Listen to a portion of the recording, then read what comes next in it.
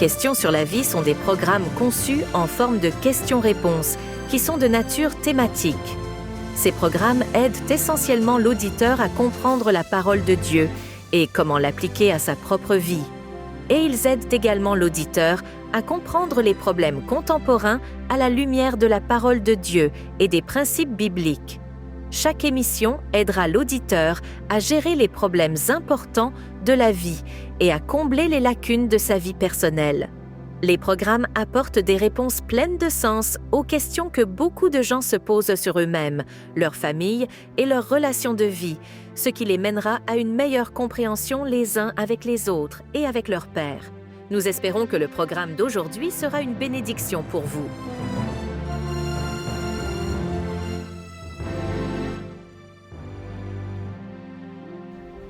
Bonjour à tous et bienvenue à notre émission du jour Questions sur la vie présentée par CTTW et Transworld Radio. Votre animatrice du jour, Delors Samon. Nos émissions sont sous forme de questions-réponses que des auditeurs comme vous peuvent se poser sur différents sujets, à savoir la vie, la mort, l'estime de soi, la colère et bien d'autres choses. Mais nous posons aussi des questions sur Dieu, Jésus, la prière et le ciel. Sachez une chose, aucune question n'est interdite. Nous sommes de nouveau en compagnie de notre invité du jour qui est le frère Zoé. Bonjour frère Zoé. Bonjour Ms. Delors, bonjour à tous nos téléspectateurs.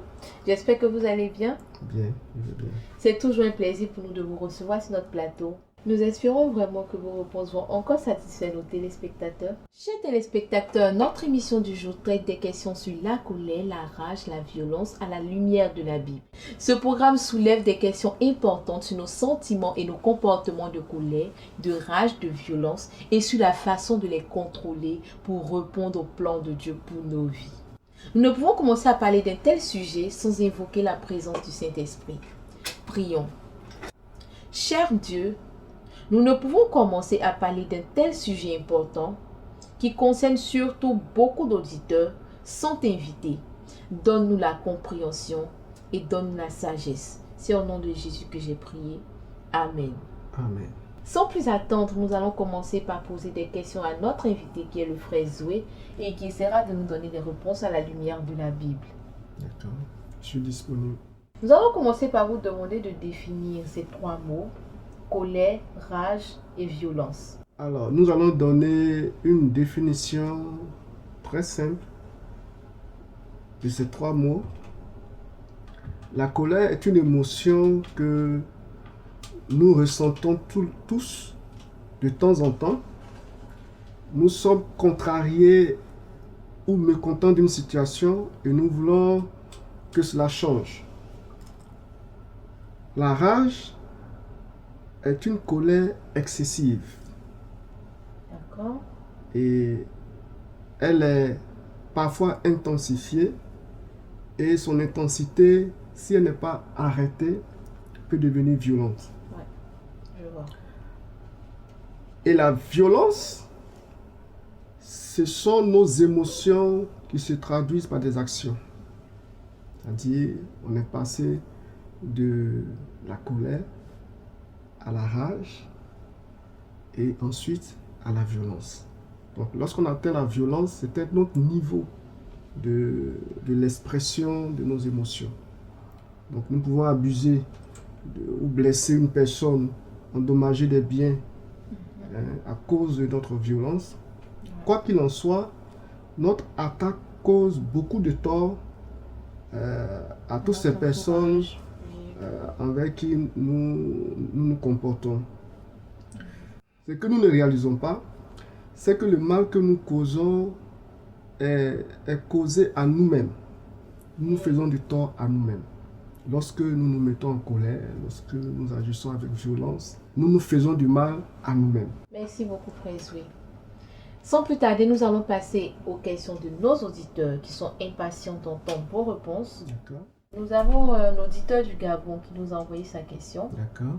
Il nous dit: notre monde semble rempli de colère, de rage et de violence. Pourquoi pensez-vous que cela se produit? Les raisons sont multiples et varient d'une personne à une autre. Quelques-unes des nombreuses causes peuvent être les suivantes. Un environnement familial rempli de colère. Un enfant qui grandit dans un environnement familial rempli de colère, il est évident que quand il grandira, cela aura un impact sur sa vie, sur sa façon de se comporter.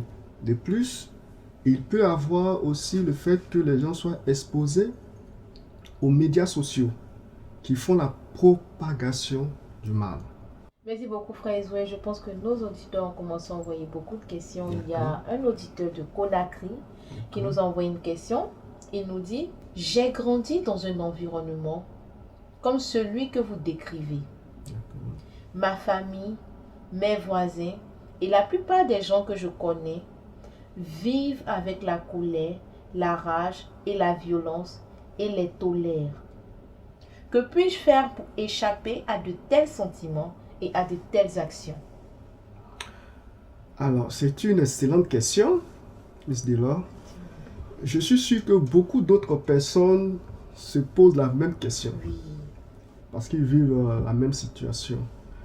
Et le fait de reconnaître les méfaits d'un tel environnement déjà donne un avantage exceptionnel à cette personne. Donc si la colère, la rage et la violence sont enracinées en vous, je vous conseille de changer d'amis. La Bible offre aussi beaucoup d'histoires sur lesquelles nous pouvons méditer pour véritablement sortir de cette gangrène. Des enseignements qui parlent d'amour, qui parlent de compassion, de respect de l'autre, de l'intérêt pour les autres. Et toutes ces choses peuvent nous aider réellement à pouvoir surmonter notre colère, surmonter cette vie que nous n'apprécions pas, évidemment. Merci beaucoup, frère Zoé. Je pense que votre réponse va aider notre auditeur à mieux se comporter. Mais il y a un autre auditeur du Québec qui vient de nous écrire. Qu'est-ce que la Bible nous dit d'autre de la façon dont nous pouvons respecter les autres? Ok. La Bible déclare que toute amertume, toute colère, toute clameur et toute calomnie, ainsi que toute espèce de méchanceté soit éloignée du milieu de vous. Elle déclare aussi que la colère de l'homme n'accomplit pas la justice de Dieu. Dieu qui nous aime et nous a créés à son image veut pour nous la meilleure vie possible. Cela inclut d'apprendre à contrôler notre colère, notre rage et notre violence, ainsi que d'élargir notre amour pour Dieu et pour les autres. Merci, frère Zoé, pour cette belle réponse. Il y a un autre auditeur d'Abidjan encore qui nous a envoyé sa question. Il nous dit: vous avez dit que la colère est une émotion que nous pouvons tous à un moment donné éprouver. La colère est-elle toujours mauvaise? Alors, je suis content pour cette question. Ouais. La colère n'est pas toujours mauvaise. C'est une émotion qui peut être utilisée pour le bien ou pour le mal. Lorsque nous voyons des torts se produire, la colère nous pousse parfois à les corriger. Nous lisons dans la Bible que Jésus s'est mis en colère lorsqu'il a vu des gens utiliser le temple à mauvais escient pour le culte. Le récit nous dit: Jésus entra dans le temple de Dieu, chassa tous ceux qui y vendaient, achetaient et renversa les tables des changeurs et les sièges de ceux qui vendaient des colombes. Il leur dit: il est écrit, ma maison sera appelée une maison de prière, mais vous en faites une caverne de voleurs. Donc sa colère lui a permis de supprimer des actions en son temps qui étaient posées par le peuple, aller vendre dans le temple, aller chercher de l'argent dans le temple. Donc c'était pas une bonne chose. Nous devons utiliser notre colère pour le bien, pas pour le mal. Merci beaucoup, frère Zoé. D'accord. Mais notre auditeur est en train de nous interpeller sur un fait. Il nous dit: vous citez la Bible, mais je ne suis pas un disciple de Jésus et je n'ai jamais lu la Bible. D'accord, je suis bien conscient que beaucoup d'auditeurs de cette émission ne suivent pas Jésus. Tous ne sont pas chrétiens.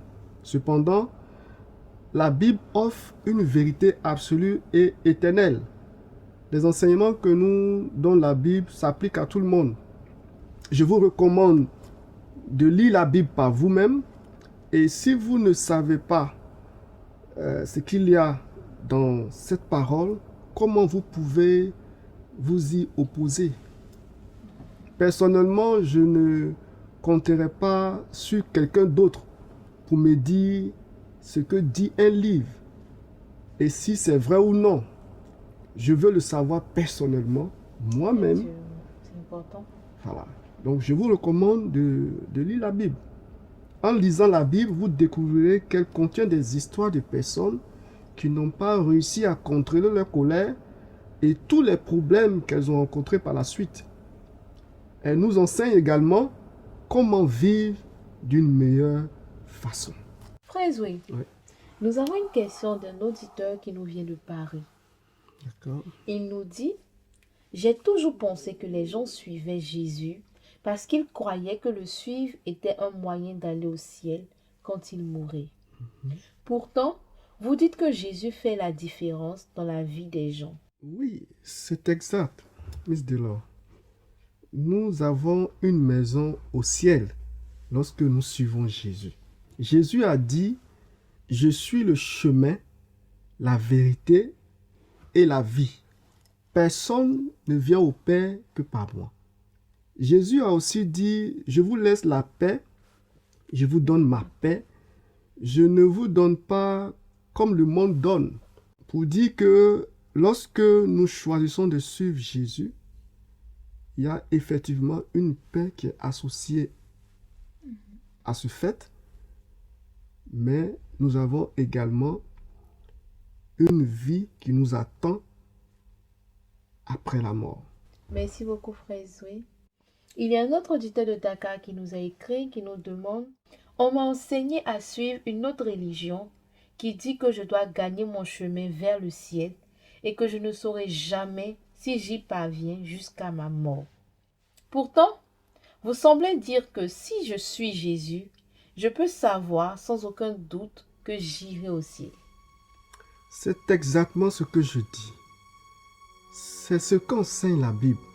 Lorsque nous suivons Jésus-Christ, nous savons pertinemment, absolument, que après la vie sur terre, Jésus-Christ nous réserve une vie éternelle.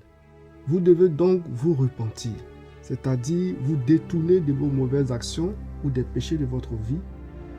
Vous devez placer votre foi et votre confiance en ce que Jésus-Christ a fait.